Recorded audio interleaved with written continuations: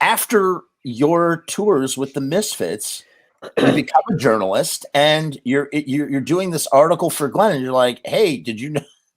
You're like, "Hey, did you know that I like sang for Jerry and Doyle and the Misfits? Like, what is that like?" Well, here's what happened. Okay, Yeah. So, I remember I was in the office at the aquarium, and the editor at the time, Chris Yule, he says, "Hey, Yeah. Myke." He goes, "Myke, do you want to interview Glenn Danzig?" I said, "Sure, why not?" I said, "But you got to talk to the publicist and make sure he knows that it was me who was with Jerry and the Misfits, and I want to make sure that there's no animosity." Right. No problem. So, had you met him before that point? Was that your first time meeting him? Oh, I met him a couple times prior, but not like I did as a journalist. Gotcha. So the publicist contacts Glenn, and says to him, the person who's going to interview you is the former singer for the Misfits. So once Glenn found out who it was, me, he was cool with it, because I had nothing against Glenn, and at the time I had nothing against Michael either. Right. So okay, so the day comes where I do the interview. I go to New York to this hotel. I forget where it was. And it's pouring rain out. And I'm sitting in the lobby waiting for Glenn to show up. And he shows up with his, at the time, manager and a publicist. They walk through the door. It was pretty obvious I was there to see them. I'm wearing like a leather jacket. Yeah. All black clothes, long black hair. Yeah. So I walk up and I'm like, "Hey, how you doing? I'm Myke, here to interview you." So we get into the elevator. The manager and the publicist leave, and Glenn and I get into the elevator. And I said to Glenn, I said, "So I got to ask you." I said, "What did you think when your publicist told me that I would be the one interviewing you, knowing that I was with Jerry and the Misfits prior in 1998?"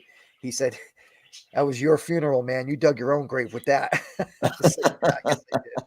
But we got along very good. He actually helped me in getting my book published. Really? Yeah, because initially I actually went to him. I asked him, "Would you be interested in publishing my book?"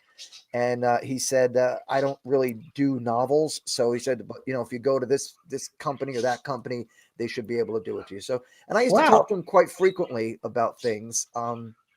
I used to call him up, at Verotic, and ask him a few questions. I actually sent him a cover that Spy Society did of Horror Business. We did this lounge version of horror, like a. Heard it. It's a great version. It's a great cover. Thank I you. like And it. I like Glenn, it. when I told Glenn I'll send you a copy of it, I sent it to him, and I called him up and asked him, like, "So how did you like that version of Horror Business?" He said, "Myke, that was one of the best versions of Horror Business I ever heard." So again, flattered that he would say that. In addition, one night I bumped into Steve Zing. Yeah.